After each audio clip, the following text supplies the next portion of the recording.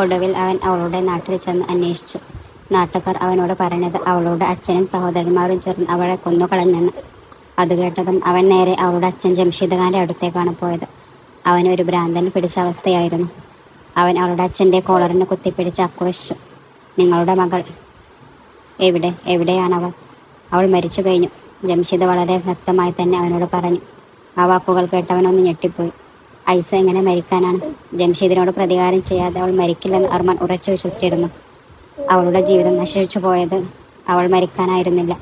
നാട്ടുകാർക്കെല്ലാം അറിയാവുന്നത് അവൾ മരിച്ചു എന്നാണ്. കാരണം അവൾ ഒളിച്ചോടിയ വാർത്ത പുറത്തായപ്പോൾ കുടുംബത്തിന്റെ മാനം കാക്കാൻ വേണ്ടി അവളുടെ അച്ഛനും സഹോദരന്മാരും ചേർന്ന് അവൾ മരിച്ചെന്ന് നാട്ടിൽ പറഞ്ഞു പരത്തിയിരുന്നു. അവൾ ചത്താലും ഞങ്ങൾക്കൊന്നുമില്ല, ഞങ്ങൾക്ക് അവളെക്കുറിച്ച് ഒന്നും അറിയണ്ട എന്നായിരുന്നു അവരുടെ നിലപാട്. എന്നാൽ നാട്ടുകാർക്കിടയിൽ മറ്റൊരു സംസാരം കൂടിയുണ്ടായിരുന്നു. അവളുടെ അച്ഛനും സഹോദരന്മാരും ചേർന്ന് അവളെ കൊന്നു കുഴിച്ചു മൂടിയെന്ന്. അതുകൊണ്ട് തന്നെ ആരും അവളെ പിന്നെ തിരഞ്ഞില്ല. ആലിയ 3 മാസത്തോളം ഐസയെ തൻ്റെ കൂടെ താമസിപ്പിച്ചു. അവളുടെ ഉള്ളിലെ പേടിയെല്ലാം മാറ്റിയെടുത്ത് അവളെ മാനസികമായി കരുത്തുള്ളവളാക്കി മാറ്റി. മറ്റാരും അറിയാതെ ഒരു കരുത്തുറ്റ പെൺകുട്ടിയായി സമൂഹത്തിന് മുന്നിൽ ഇറങ്ങാൻ പാകത്തിന് അവളെ ആലിയ പാകപ്പെടുത്തിയിരുന്നു. നല്ല വസ്ത്രവും അമ്മയാകാൻ പോകുന്നതിൻ്റെ ആ ലാവണ്യവും അവളെ കൂടുതൽ സുന്ദരിയാക്കിയിരുന്നു. ഒരു ദിവസം ആലിയ ഒരു കൃത്യമായ പ്ലാനിങ് ചെയ്തിരുന്നു. ആലിയ ഐസയെ തൻ്റെ അടുത്തേക്ക് ചക്കപ്പനാണെന്നും പറഞ്ഞ് വിളിച്ചിരുന്നു. അതുപോലെ അർമാൻ മാലിക്കിനെയും അവിടേക്ക് വിളിച്ചു വരുത്തിയിരുന്നു. ക്യാമറയിലൂടെ അർമാൻ അകത്തേക്ക് വരുന്നത് ആലിയ കാണുന്നുണ്ടായിരുന്നു. ഐസ വാതിലിന് അഭിമുഖമായി നിൽക്കുകയായിരുന്നു. അർമാൻ വാതിലിനടുത്തെത്തിയപ്പോൾ ആലിയ വളരെ തന്ത്രപൂർവ്വം ഐസയെ നോക്കി പറഞ്ഞു, "മാഷാ അല്ലാ, നിങ്ങളുടെ ഗർഭാവസ്ഥ ഇപ്പോൾ വളരെ നല്ല രീതിയിലാണ് മുന്നോട്ട് പോകുന്നത്. അൾട്രാസൗണ്ട് റിപ്പോർട്ട് പ്രകാരം നിങ്ങൾക്കൊരു ആൺകുഞ്ഞാണ് ജനിക്കാൻ പോകുന്നത്. നീ സ്വന്തം കാര്യത്തിൽ നല്ല ശ്രദ്ധ വേണം." അപ്പോഴേക്കും അർമാൻ അകത്തെത്തിയിരുന്നു. മുന്നിൽ നിൽക്കുന്ന പെൺകുട്ടിയെ അയാൾ ആദ്യം ശ്രദ്ധിച്ചില്ല.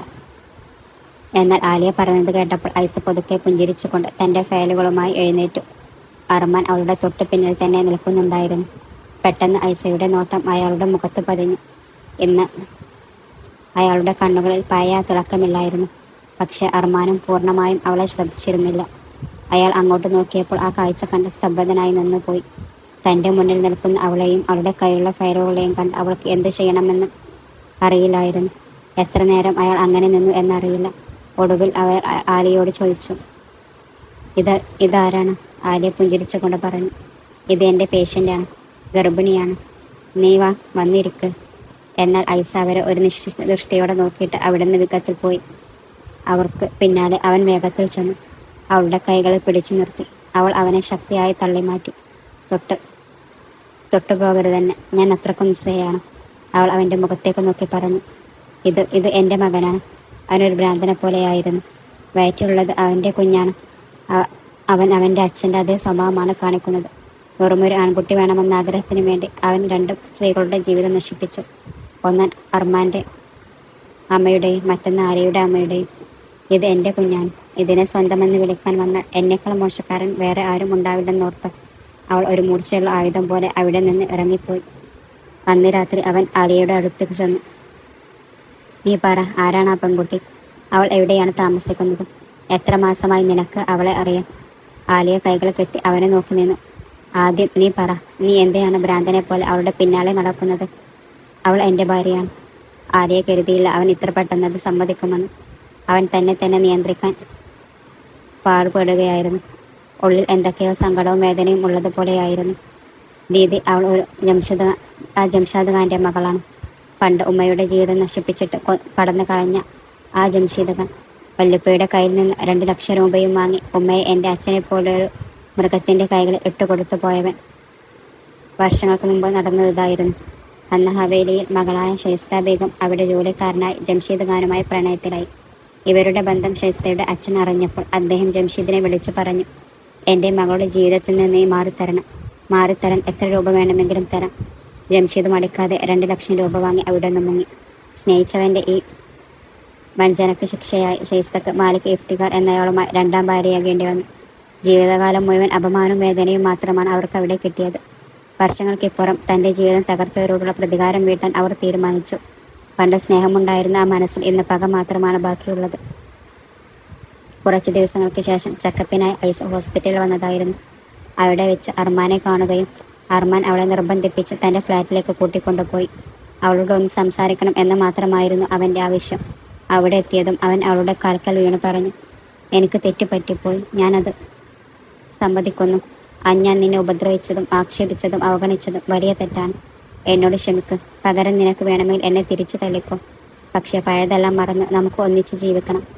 പക്ഷെ ഐസ വിട്ടുകൊടുക്കാൻ തയ്യാറല്ലായിരുന്നു എന്ന് അവൾ അർമാൻ്റെ മുഖത്തടിച്ചു. അർമാൻ്റെ ജീവിതത്തിൽ ആദ്യമായാണ് ഒരാൾ അവൻ്റെ മേൽ കൈ വെക്കുന്നത്. രോക്ഷത്തോടെ അർമാൻ്റെ ഷർട്ടിൽ കുത്തിപ്പിടിച്ചുകൊണ്ട് ഒരു സിംഹത്തെ പോലെ അവൾ ഗർജിച്ചു. ഇങ്ങനത്തെ 1000 തല്ല് തന്നാലും നീ എന്നോട് ചെയ്ത ക്രൂരതകൾക്ക് പകരമാവില്ല അർമാൻ മാലിക്. സ്നേഹത്തിൻ്റെ പേരിൽ നീ എന്നെ ചതിച്ചു, വിവാഹം കഴിച്ചു, എന്നിട്ട് എന്നെ ക്രൂരമായി അപമാനിച്ചു, വഴിയിൽ ഉപേക്ഷിച്ചു. ഇപ്പോൾ വന്ന് മാപ്പ് ചോദിച്ചാൽ എല്ലാം ശരിയാകുമെന്ന് കരുതുന്നുണ്ടോ?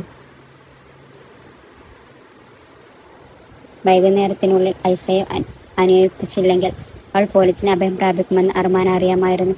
അതുകൊണ്ട് എങ്ങനെയെങ്കിലും അവളെ സമാധാനിപ്പിക്കാനുള്ള ശ്രമത്തിലായിരുന്നു അവൾ. ഐസ പറ്റിപ്പോയ തെറ്റുകൾക്ക് ഞാൻ മാപ്പ് ചോദിക്കുന്നു. അന്ന് ഞാൻ നിന്നെ തല്ലാൻ പാടില്ലായിരുന്നു, ഉപേക്ഷിക്കാൻ പാടില്ലായിരുന്നു. നിനക്ക് വേണമെങ്കിൽ എന്നെ എത്ര വേണമെങ്കിലും തിരിച്ചടിച്ചു. പക്ഷെ പ്ലീസ്, എല്ലാം മറന്ന് നമുക്ക് ഒന്നിക്കാം. നീ എന്നെ വെറും ഒരു കളിപ്പാട്ടമാക്കുകയായിരുന്നു അർമാൻ. സ്നേഹമാണെന്ന് നടിച്ച് കല്യാണം കഴിച്ചു, എന്നിട്ട് എന്നെ നാണം കെടുത്തി തെരുവിലേക്ക് തള്ളിയിട്ടു. ഇപ്പോൾ മാപ്പ് ചോദിക്കാൻ നിനക്ക് എങ്ങനെ ധൈര്യം വന്നു?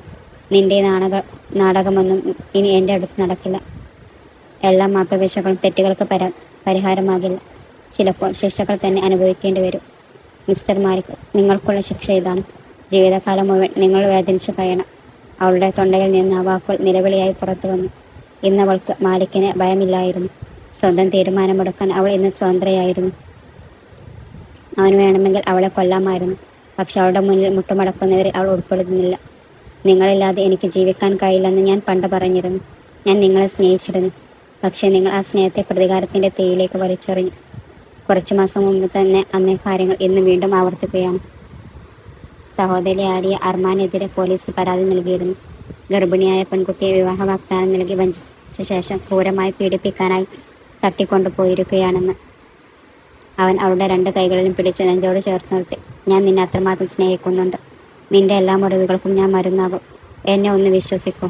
അവൻ അവളുടെ മുന്നിൽ മുട്ടുകുത്തിയിരുന്നു. ഇന്നലെ വരെ ആരെയാണോ അവൻ അപമാനിച്ചു കൊണ്ടിരുന്നത്, ഇന്ന് അതേ പെണ്ണ് അവനെ തരം താഴ്ത്തിക്കൊണ്ടിരിക്കുന്നു. അവൾ പറഞ്ഞു, ശരി, ഞാൻ വിശ്വസിക്കാം. അടുത്ത 2 മണിക്കൂറിനുള്ളിൽ ഈ നഗരത്തിലുള്ള നിന്റെ ഫാക്ടറികൾ എൻ്റെ പേരിലാക്കണം. നിന്റെ കുഞ്ഞ് ജനിച്ചതിന് ശേഷം അത് കുഞ്ഞിൻ്റെ പേരിലേക്ക് മാറ്റിക്കൊള്ളാം. ഇത് എൻ്റെ വാക്കാണ്. നെഞ്ചിൽ കൈകൾ പിണച്ചുകൊണ്ട് അവളുടെ കണ്ണുകളിലേക്ക് നോക്കി അവൾ ഈ നിബന്ധന വെക്കുമ്പോൾ അർമാൻ്റെ മുന്നിൽ ഇരുന്ന് ഇത്രയും ധൈര്യത്തോടെ സംസാരിക്കാൻ അവൾക്ക് കഴിയുമെന്ന് ആരും കരുതിയിരുന്നില്ല. അവൻ പറഞ്ഞു, ശരി, നീ പറയുന്നത് പോലെ തന്നെ ഞാൻ ചെയ്യാം. പക്ഷേ ഇതിനുശേഷം എൻ്റെ ഭാഗം ശരിയാണെന്ന് നീ പോലീസിനോട് മൊഴി നൽകണം. പോലീസ് എന്നെ പിടികൂടുകയാണെങ്കിൽ ആലിയ പറയുന്നത് കള്ളമാണെന്ന് തെളിയിക്കണം. അവൾ അവന് 2 മണിക്കൂർ സമയം നൽകിയിരുന്നു. ആ 2 മണിക്കൂറിനുള്ളിൽ അവൻ എങ്ങനെയൊക്കെയോ കഷ്ടപ്പെട്ട് എല്ലാവരെയും വിളിച്ച് കാര്യങ്ങൾ ശരിയാക്കി. ഒടുവിൽ 2 മണിക്കൂറിനുള്ളിൽ ആധാരങ്ങൾ തയ്യാറായി.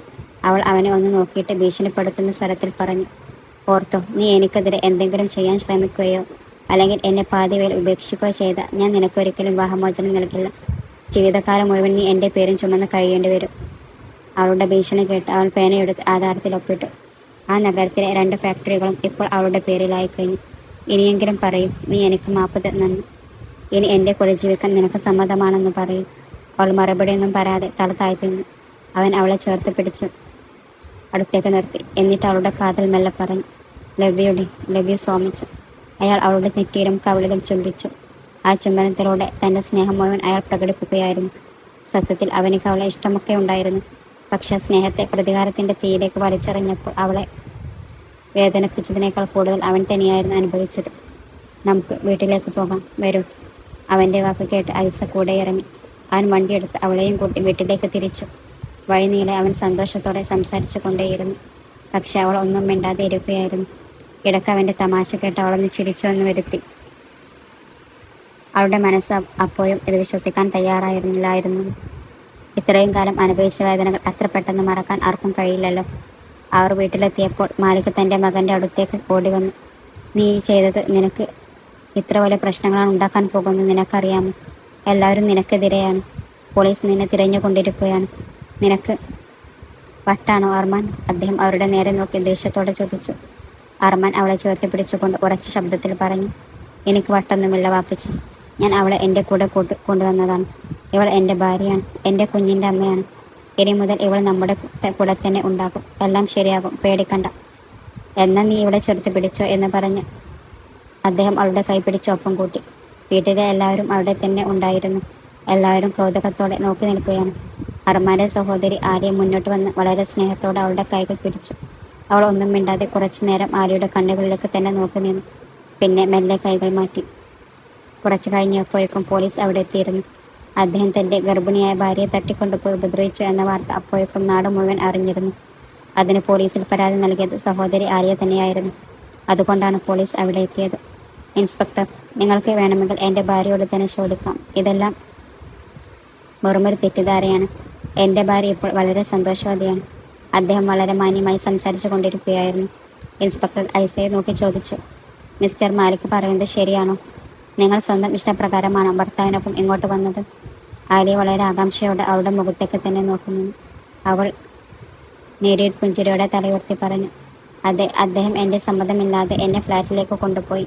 അവിടെ വെച്ച് എൻ്റെ മൊഴി മാറ്റാൻ എന്നെ നിർബന്ധിച്ചു. ഇത് കേട്ട് അർമാൻ ഞെട്ടിപ്പോയി. അവൾ അദ്ദേഹത്തിനെതിരായി മൊഴി നൽകുക മാത്രമല്ല, വിവാഹത്തിന് ശേഷം തന്നെ തടവിലാക്കിയ കാര്യവും പോലീസിന് മുന്നിൽ തുറന്ന് സമ്മതിച്ചു. ഇവൻ എന്നേക്കുമായി എന്നിൽ നിന്നും വിട്ടുപോയിരുന്നു. ഒരിക്കൽ നമ്മളെ വഞ്ചിച്ചവർ അല്ലെങ്കിൽ അടിച്ചു പുറത്താക്കിയവൻ പിന്നീട് നന്നാകുമെന്ന് പ്രതീക്ഷിക്കുന്നതിൽ ഒരർത്ഥവുമില്ല. തൻ്റെയും കുഞ്ഞിൻ്റെയും ജീവിതം മനോഹരമാക്കാൻ വേണ്ടി അവൾ നേരത്തെ തന്നെ കരുക്കൾ നീക്കിയിരുന്നു. അർമാൻ മാലിക്കിൻ്റെ കുഞ്ഞിനു വേണ്ടി അവൾ എന്തിനും തയ്യാറായിരുന്നു. അവൾക്കിതൊരു യാതൊരു കുറ്റബോധവുമില്ല. പുഞ്ചിരിയോടെ അവർ അർമാൻ മാലിക്കിനെ നോക്കി. അടുത്ത പേപ്പറിൽ ഒപ്പിടാൻ അർമാൻ മാലിക് തയ്യാറാക്കുകയായിരുന്നു. അത് ഡിവോഴ്സ് പേപ്പറായിരുന്നു. ഇന്ന് അവളുടെ പ്രതികാരം പൂർത്തിയായിരിക്കുന്നു. ഇതുവരെ താൻ സഹിച്ചതിനെല്ലാം പകരമായി ഇനി അർമാൻ മാലിക് അനുഭവിക്കണം. അവൾ പഴയതുപോലെ തളർന്നു പോകുന്ന ത്തിലല്ല. ആര്യ ചിരിച്ചുകൊണ്ട് അവളെ കെട്ടിപ്പിടിച്ചു. ജീവിതകാലം മുഴുവൻ ഒറ്റയ്ക്ക് കഴിയണം എന്ന് ഒരൊറ്റ നിർബന്ധവുമില്ലല്ലോ. ദൈവം ഒരാളെ അവളുടെ ജീവിതത്തിലേക്ക് അയച്ചിട്ടുണ്ടാകും. അവളുടെ തകർന്ന ജീവിതം കൂട്ടിയിണക്കാൻ. അയാളുടെ സ്നേഹത്തിൽ അവൾ വീണ്ടും ജീവിക്കാൻ തുടങ്ങുകയാണ്.